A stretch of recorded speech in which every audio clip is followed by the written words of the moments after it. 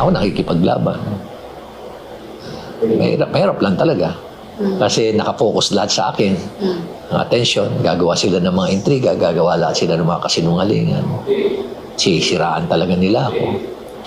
Pero, kailangan ba natin manahimik? Tatahimik ba tayo? Hindi tatahimik. Ito ang binigyang diin ni Baguio City Mayor Benjamin Magalong matapos na maging kontrobersyal ang kanyang pagsisiwalat sa katiwalian sa proyekto ng gobyerno. Ayon sa alkalde, hindi siya pwedeng magpatalo sa takot dahil malaking responsibilidad ang nakaatang sa kanya bilang isang opisyal ng lungsod. Yan ang sinumpaan natin eh. Willing to die for this country. Yan, willing to die din naman ako para lang ipaglaban yung tama. Lalo-lalo na yung pag-promote ng good governance at lalo-lalo na itong pagkikipaglaban sa laban sa korupsyon. Dagdag pa ni Magalong simula nang inilabas niya ang kanyang saloobin hinggil sa korupsyon sa gobyerno, marami na rin ang tumatawag at nagdetect sa kanya na sumusuporta sa kanyang good governance crusade. Marami pa tayo nalalaman.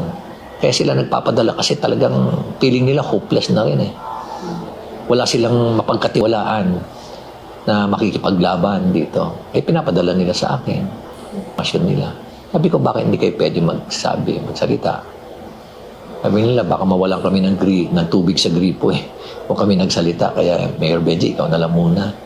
Ikinatuwa naman ng alkalde ang sinasabi ni Senator Sherwin Gatchalian na hindi na dapat kasama ang mga politiko sa pamamigay ng ayuda. Subalit ayon sa alkalde, may bago ngayon na estilo ang ilang korap na kongresista o government officials. Alam mo ba, meron na namang bagong sistema sila.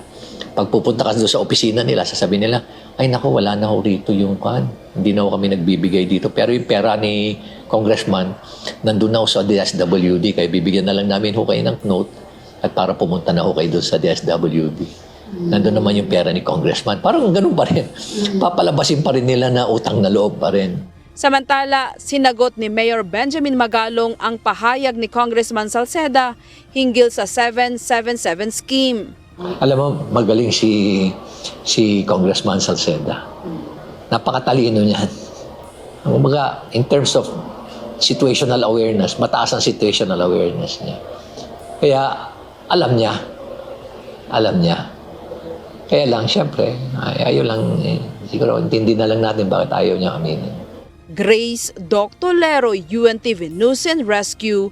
Diyos ang aming sandigan, serbisyo publiko ang aming pinahahalagahan.